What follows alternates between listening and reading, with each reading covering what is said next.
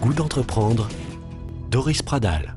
Seconde partie du goût d'entreprendre, c'est Julien Desrats d'Ambassade Cabinet Conseil qui se livre aujourd'hui. Notre spécialiste de l'éthique en entreprise, Pierre-Yves Révillon, vient de nous rejoindre. Bonjour Pierre-Yves. Bonjour.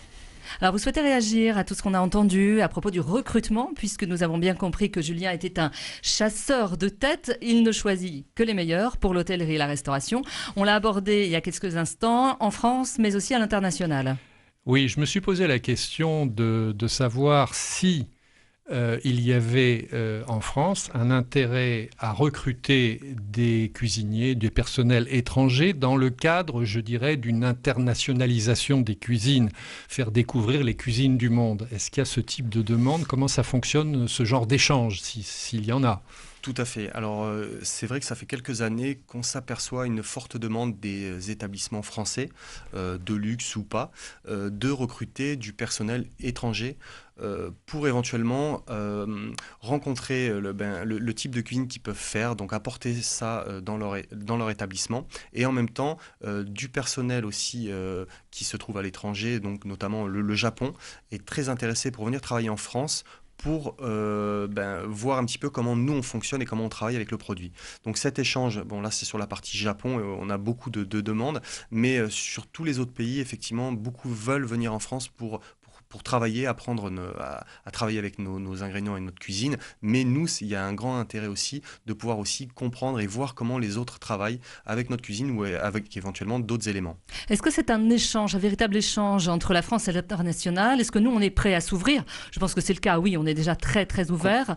Et est-ce qu'on est prêt à recevoir aussi? Complètement. On est vraiment, moi, de ce que je vois au jour d'aujourd'hui et depuis peut-être 5 ans, on est vraiment, les grands chefs et puis tout le monde, je pense qu'il y a vraiment un intérêt pour tous de travailler dans cet échange et dans cette bonne envie d'apprendre de tous. Exactement. Pierre-Yves. Alors, je voudrais élargir un petit peu sur cette question des recrutements, parce que c'est quand même votre corps de métier, oui. Donc avec cette approche un peu éthique. Alors, j'ai regardé un peu votre site internet, votre brochure, et j'ai trouvé à un endroit le mot éthique. Alors, je relis la phrase où il y a ce mot. Le recrutement par approche directe nécessite une excellente appréhension du marché des compétences dans le secteur de l'hôtellerie-restauration, doublée d'une éthique rigoureuse. Qu'est-ce que ça veut dire ? Je pense que par rapport à ce qu'on a voulu dire, c'est qu'on doit vraiment... pour moi, l'éthique rigoureuse, c'est d'être au plus juste de la demande de l'employeur, mais aussi du respect du candidat qui recherche lui aussi un poste. Il faut vraiment qu'on soit sur vraiment sur un échange. On ne peut pas simplement dire au candidat on vous a trouvé un poste si ça ne correspond pas à ce que lui-même recherche. Je crois qu'il faut vraiment qu'on soit en adéquation aussi bien pour l'un pour l'autre. C'est donc une garantie que vous voulez absolument obligatoirement avoir. Alors c'est une garantie pour le client qui nous paye d'une certaine façon, mais nous notre travail ça va au-delà de ça, c'est-à-dire que le candidat, on doit vraiment lui apporter le poste que lui-même recherche. C'est pas simplement une mission pour le client, c'est une mission pour les deux. Il y en a un qui nous paye effectivement, mais les deux doivent être satisfaits. D'accord. Donc et cette satisfaction, elle va dans la vérité aussi de ce qu'on lui propose, aussi bien dans le salaire pour le candidat, dans le style de structure qu'on va l'amener à aller.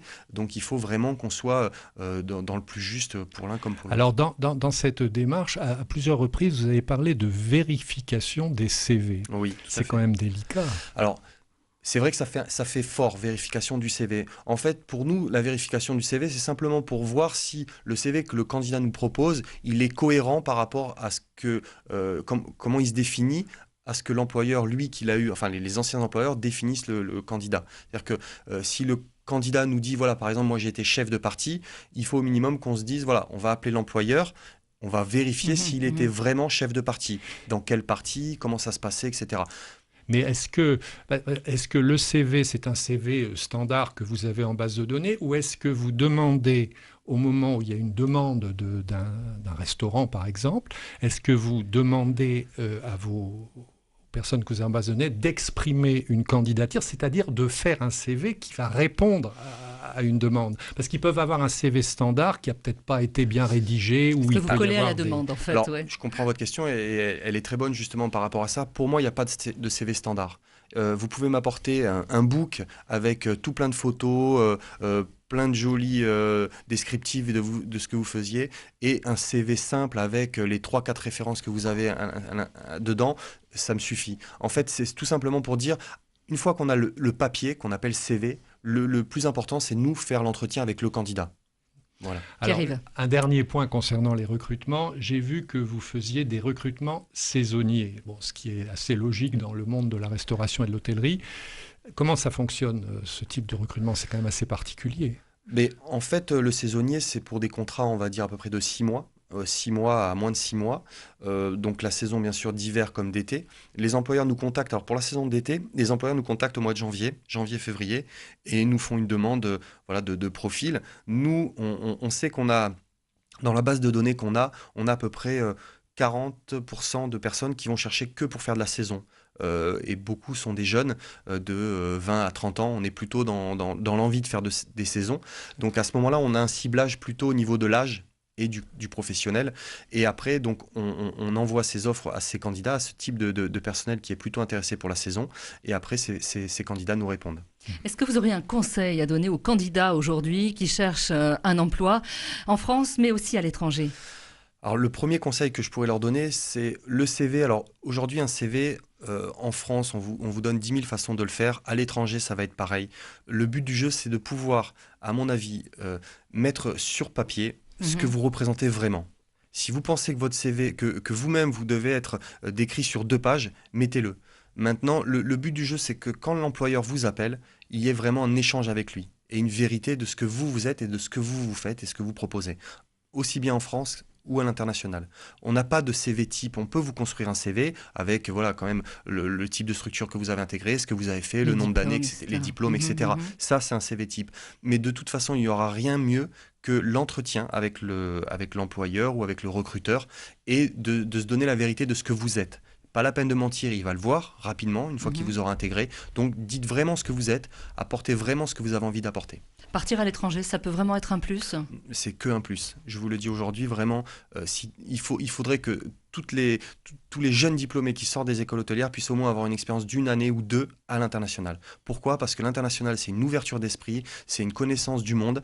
Et après, vous revenez beaucoup plus fort. Vous arrivez avec des nouvelles choses, un nouvel esprit. Et vraiment, c'est vraiment un conseil que je donne. En plus, on a un métier. Aujourd'hui, l'hôtellerie-restauration française est reconnue dans le monde entier. Donc, vous pouvez travailler dans tous les pays. Donc, vraiment, il faut le faire. Un savoir-faire à vendre. Et d'ailleurs, vous aussi, vous avez décidé de vous ouvrir sur l'international, de vous développer à l'inter? Tout à fait. Aujourd'hui, on va ouvrir une succursale normalement sur la Suisse et on devrait rapidement pouvoir proposer des postes en Asie ou en Amérique parce qu'on aura installé nous-mêmes une franchise sur ces 2 autres continents. Pierre-Yves, dernière question. C'est quoi finalement, je dirais, la valeur essentielle pour vous dans votre métier?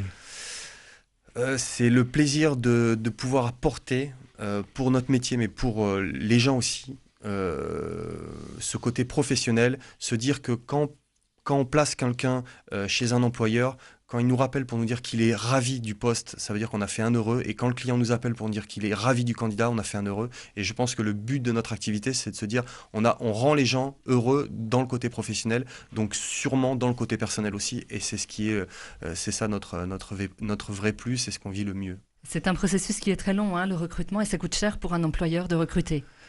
Ça coûte cher, mais ça peut coûter encore plus cher de ne pas faire du bon recrutement. Je pense que c'est ce qu'il faut se dire. Recruter, ça coûte effectivement une certaine somme, mais mal recruter, c'est encore plus cher parce que ça pénalise l'équipe qu'il a en place, ça le pénalise à lui aussi, ça pénalise ses clients. Donc je pense que ça vaut beaucoup plus cher pour lui de ne pas faire un bon recrutement que bien recruter, que ce soit par une agence ou par lui-même. Mais dans tous les cas, le recrutement, ça doit se faire avec certaines règles et il faut le faire comme il faut, effectivement. Julien, vous offrez une prestation haut de gamme, vous n'êtes pas en concurrence frontale avec les sites internet. Non, je ne suis pas vraiment en concurrence frontale. Et puis encore une fois, même la concurrence peut être bonne parce que ça peut nous remettre aussi nous en question. Ça peut nous ouvrir aussi des débouchés.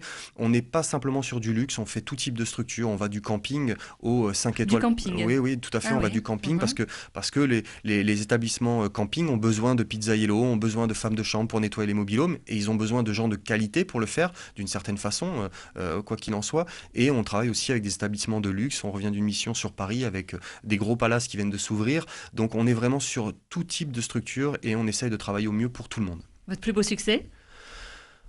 Oh, mon plus beau succès, j'en ai pas vraiment, j'en ai beaucoup, donc effectivement je vais pas forcément en avoir un, mais les plus beaux succès, je vous dis honnêtement, c'est quand le candidat nous appelle pour nous dire qu'il est heureux, qu'il est en poste depuis plusieurs années, qu'il a rencontré sa femme. Ça nous est arrivé aussi d'avoir pu aussi assister à ce type de choix aussi personnel, professionnel, et quand le client nous appelle parce que l'année prochaine il aura besoin de nous encore et que ça fait 5-6 ans qu'il repasse par nous, on se dit qu'on fait du bon boulot. Vous êtes un professionnel de l'hôtellerie, de la restauration. Comment vous voyez évoluer le métier dans les années qui arrivent ? Écoutez, je vais essayer d'être positif parce que je le suis de nature et je voudrais vraiment que notre secteur d'activité continue à être dans la renommée internationale aussi bien que le luxe.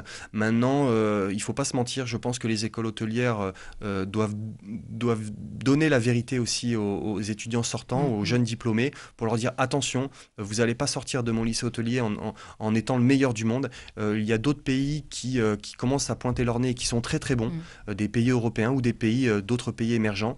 Donc attention, on n'a pas c'est pas ancré qu'on va forcément être toujours les meilleurs dans ce secteur d'activité. Donc je pense qu'il faut regarder autour de nous et être humble et avancer toujours dans le mieux. C'est ce que vous dites à vos candidats, savoir se remettre en question ?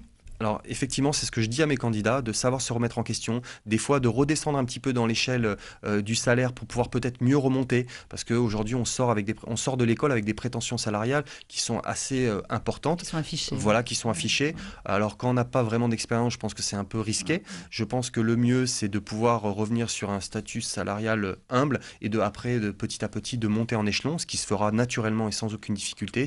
Si le client veut garder son personnel, il devra le payer. Et au pire des cas, s'il ne veut pas le payer, il partira ailleurs et il trouvera chaussure à son pied parce que les autres le paieront. Oui, parce qu'il y a de la demande. Pierre-Yves, une dernière question. Juste un dernier point, mais brièvement. J'ai vu que vous proposiez de la formation, notamment dans le domaine de l'hôtellerie. Et il y a quelque chose qui a retenu mon attention, mettre en place le développement durable. C'est quoi le développement durable dans l'hôtellerie ? Mais aujourd'hui, le développement durable, c'est de pouvoir dire donc à notre profession qu'il faut se mettre aussi dans la page de tout ce qui va être énergétique, dans le développement aussi éviter le gâchis, que ce soit alimentaire ou de pouvoir proposer aussi des solutions aux hôteliers restaurateurs pour tout ce qui va être électricité, matériel, gestion des stocks, de pouvoir mieux gérer un petit peu toute cette partie développement durable qu'on a vraiment besoin de faire attention de plus en plus maintenant. Merci beaucoup, merci messieurs, merci à vous. Julien. On peut donner une adresse peut-être pour vous joindre ? Écoutez, on peut nous contacter à contact@ambassade cabinet conseil et par téléphone au 05 61 70 91 04. Merci Pierre-Yves Révillon. Vous aussi, vous avez le goût d'entreprendre. Votre histoire nous intéresse. N'hésitez pas à nous contacter, entreprendre@radioprésence.com.